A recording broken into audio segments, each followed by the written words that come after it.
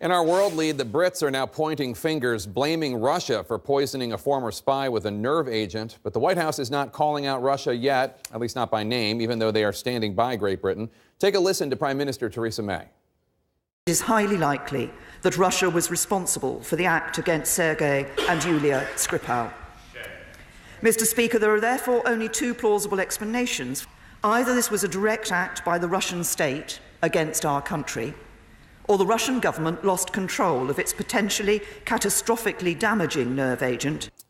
That spy, Sergei Skripal, and his daughter Yulia are still in critical condition. The police officer who was first to the scene, Nick Bailey, is in serious but stable condition. I want to bring in CNN's Nick Payton-Walsh. Nick, how did Russia respond to this direct accusation by Prime Minister May? Almost within minutes, frankly, they stepped forward to their foreign ministry and said that the parliament behind me was guilty of a circus show.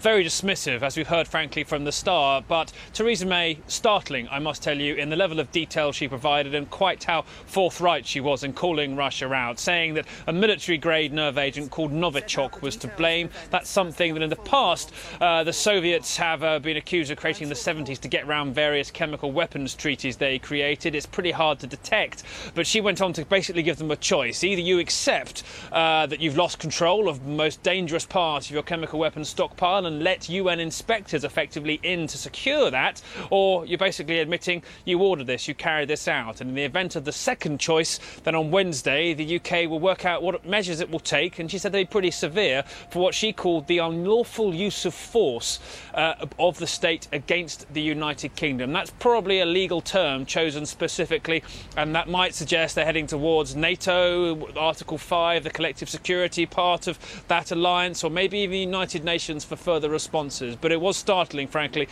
to see the choice they gave Russia and the detail they were willing to provide about how this attack was carried out, Jake. And Nick, is there any update on how officials are trying to protect the public from more exposure to this nerve agent?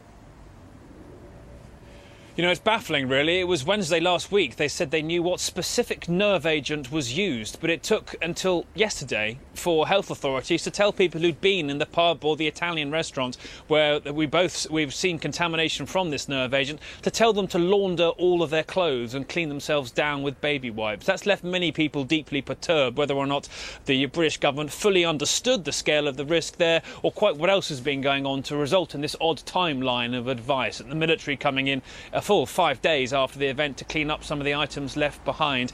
That's got some concerns. It also certainly has elevated the level of threat that many Britons feel from what's now being considered to be a Russian attack, either by design or by errors of carelessness. So a stark moment really here for Russia's relationship with the West, and the broader question too, why would Moscow, if it was behind this, seek to do something quite so internationally outrageous just days before a presidential election? Are they looking to further isolate themselves, or is some rogue element in the Russian state or enemy of the Kremlin trying to harden Russia's position and create even greater distance with the West at this delicate stage? Jake? Nick Payton-Walsh, thank you so much.